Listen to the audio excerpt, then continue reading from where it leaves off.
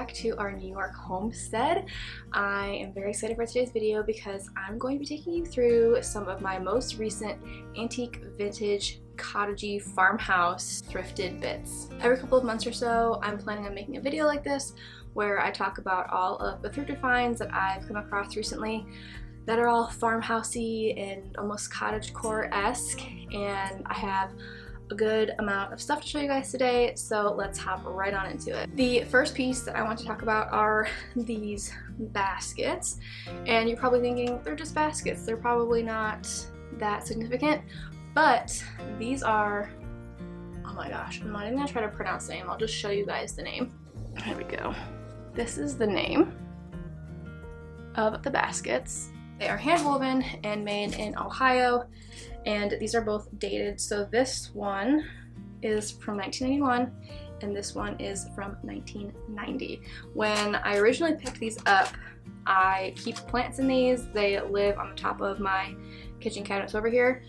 But when I originally picked these up, I wanted them for some plants that I can just keep on top of my cabinets, and there was a third bigger one that I left behind, and I'm regretting that now because I really wish I had grabbed another one. I did not realize how, I guess, kind of sought after they are. These were kind of expensive too, but I got them because they were made in Ohio, they were hand woven, and I liked how they looked. Knowing now what I do, I wish back then I had known more or had looked it up a little bit when I was in the store, so I could have picked up more of these. But I love these little baskets. They have little leather handles. I was talking about this with my mom because she ended up finding one recently, and I think they're made of, correct me if I'm wrong, cherry wood? Cherry or oak or something along the sorts of that. You can look them up online.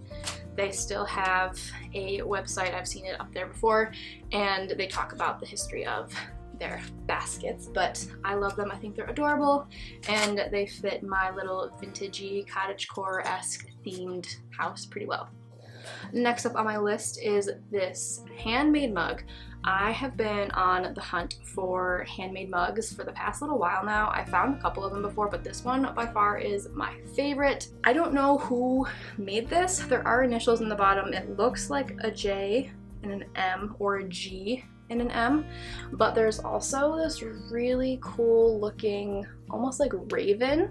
You can see it was kind of stamped in to the bottom of the cup. It's some sort of flower, or it's some sort of bird. I'm calling it a raven because that's what it looks like to me. But I have been loving keeping an eye out for handmade mugs in my local thrift stores. I found this one at a thrift store that opened just a weekend ago, and I love it. It is going to be added to my collection of mugs. I've already used it several times. I love it. It's so pretty. I love the colors. The blues and the browns are going with the theme that I'm trying to have throughout my kitchen. Next on my list, I think we'll stick with pottery since we're already in a pottery trend here. I have these two pieces of pottery. I had a little date with my aunt a little while ago, and we went and we got lunch and we went thrifting to a couple different spots, and she found actually this vase, I guess you call it a vase, and I found this little ceramic little, what do you even call this?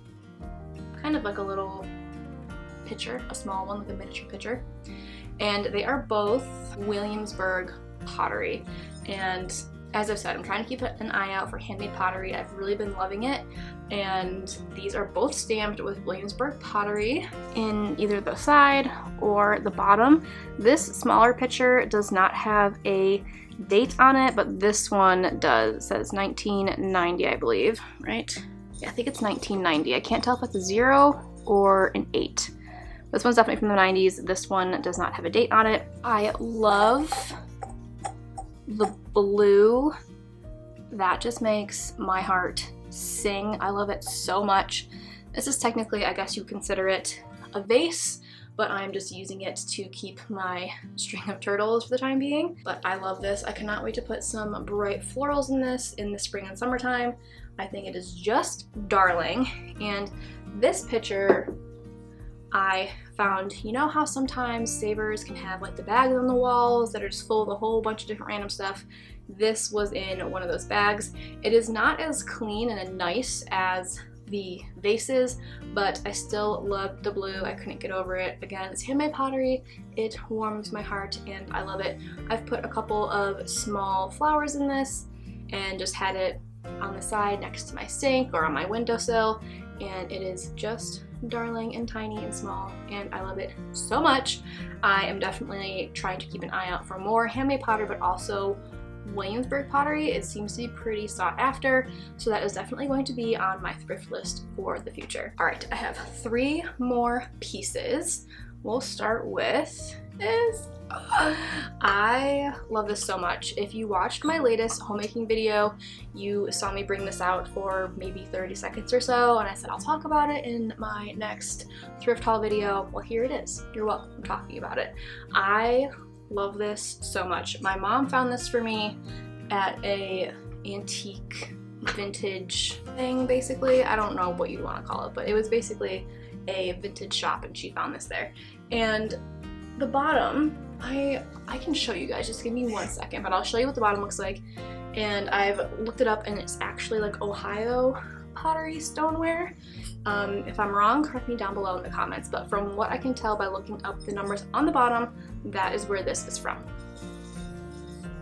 And with the blue striping, it is matching the theme that I love to have in my kitchen with all the blue. You can see that in the Williamsburg Pottery as well. I love it so much. I had on this back cabinet counter spot over here, I had a crock, and it was just an old sugar jar, and I liked it for the time being, and I love this new one. And I ended up taking out all of my metal utensils just because this one was a bit smaller than the other one I had over there, and I just stuck all of my wooden utensils and rolling pins in there, and I think this just looks so darling and so cute and fits the vibe and aesthetic of my home perfectly. I have been looking for this specific item for so long, and I've seen it in a handful of different places, but for the price of this one, I could not pass it up. Look at this. It is a vintage copper teapot. I just love the way this looks. The color of the copper, just the color of it is beautiful. I love the details on the handle and also on the very top of the teapot with, again, the blue. It just matches the theme that I adore so much. I have been on the hunt for one of these for quite a while. I saw another one recently and I think they were asking like $25 for it, and I ended up snagging this one for $10, and that makes me so excited. I love this stuff so much. I'm not planning on using it for actual liquids. I was planning on using it for decoration, but what do you guys think? Let me know down in the comments. How should I use this? Should I use it realistically? Should I just use it as a style piece? Let me know what you think in the comments down below. I don't also know a bunch about copper pots. This one doesn't have any labels on it or anything. There's no dates, no stamps, no manufacturer names or anything on it. So if anyone knows any details, please let me know and share in the comments down below. And my last piece is actually so cool. My husband found it when we went thrifting last weekend, and I think it is just such a unique piece that we can't use it now, but hopefully in our future home we can find a spot for it and use it. It is this vintage Igloo cooler. This thing is so super cool. I will show a wider shot so you guys can see a lot better. We did a little bit of Googling and research before picking it up. We think it's from the 1930s. It is all metal. I would love to know, maybe someone can tell me in the comments, if we could actually put liquid in there. I think for backyard parties in the summer, that would be such a neat thing to use, but I'm not sure how safe stuff like this is. So if anyone has any insight on vintage Igloo coolers, let me know in the comments. I would love to know anything that anyone else has to know about items like this. I have never come across anything like this before.